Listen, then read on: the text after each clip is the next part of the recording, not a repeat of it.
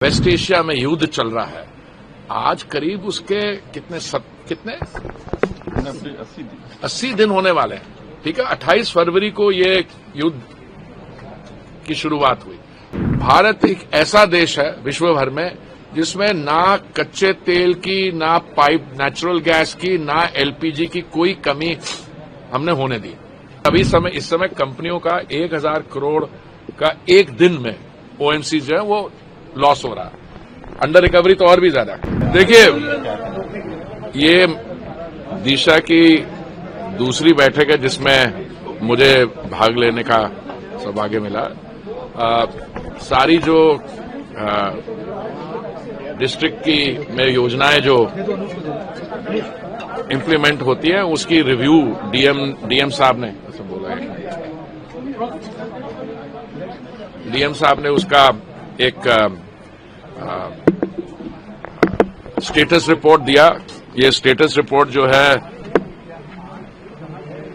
120 page की है, जिसमें सारी योजनाएं में इम्प्लीमेंटेशन कितनी हुई है, जहां कुछ कमी है उस पर चर्चा हुई। इसके अलावा जो माननीय विधायक और सांसद हैं हमारे कोलीग्स, उन्होंने कुछ नए मुद्दे, कुछ ऐसे विषय हैं जो पहले जिनके बारे जिक्र हुआ था यहाँ पे, जिसपे थोड़ी डिस्कशन हुई थी, उस पे एक्शन लेना है।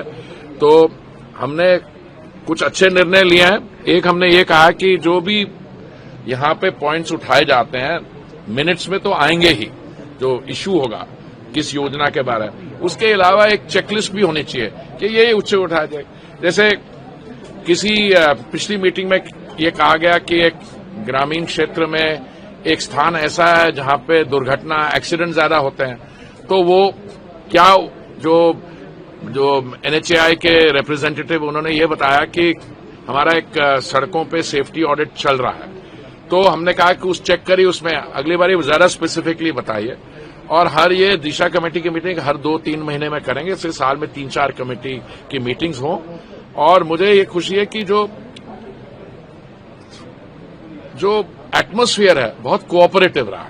ये हमारे मित्र लोग हैं समाजवादी पार्टी के, वो कहते हैं लड़ाई दिल्ली में करेंगे। वहां दिल्ली में भी लड़ते नहीं हमसे, वैसे देखा जाए तो हमारी वो खिंचाई करने की कोशिश करते हैं थोड़ी सी, पर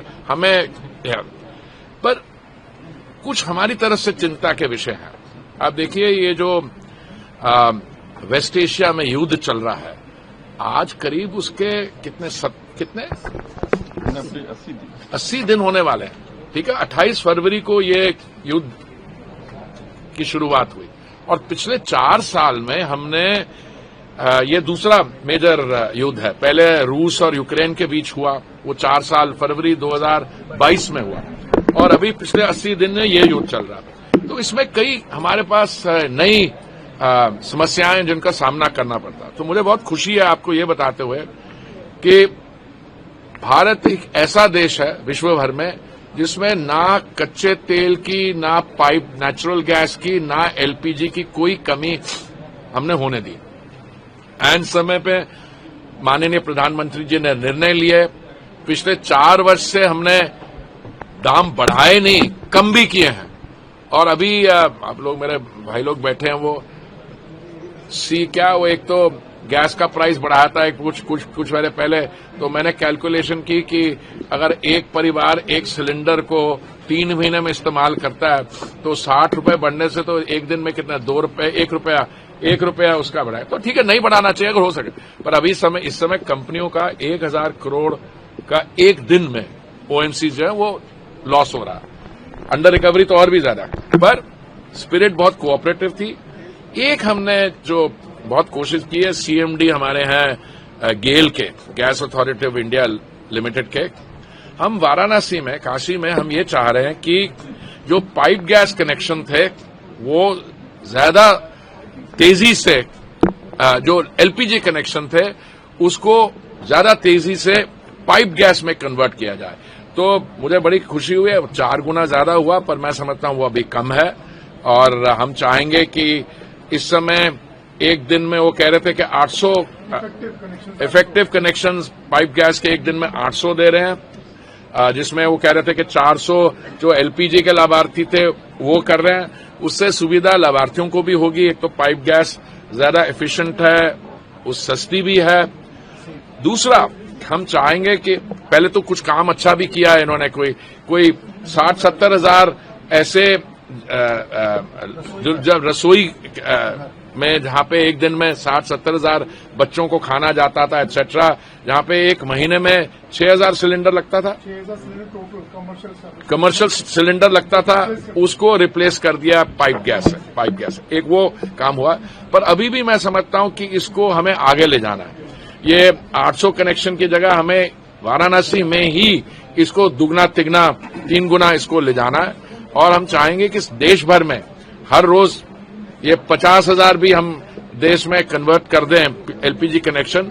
तो आप देखिए आने वाले समय में, अब लोग कहते हैं कि पहले क्यों नहीं आपने सोचा, अरे मेरे भाई कभी ऐसी हमारे सामने समस्या आई नहीं, और आई भी और हमने कभी इससे हम इसमें कोई इस चैलेंज को हमने अपॉर्चुनिटी में कन्वर्ट किया।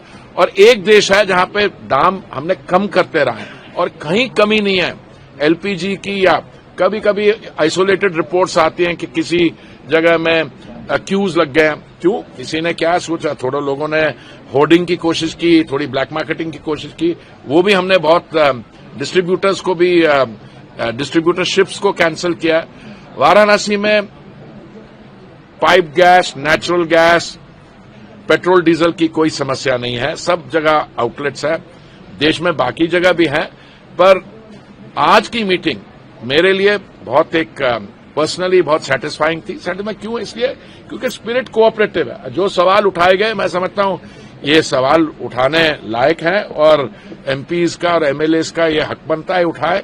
और डिस्ट्रिक्ट एडमिनिस्ट्रेशन का भी मैंने देखा, बाय एंड लार्ज जो अधिकारी गण है, हमारे अधिकारी लोग हैं, उन्होंने भी जो जवाब दिए हैं, कुछ कमियां थी जो हम इसको करेक्ट करेंगे प्रोसेस के द्वारा।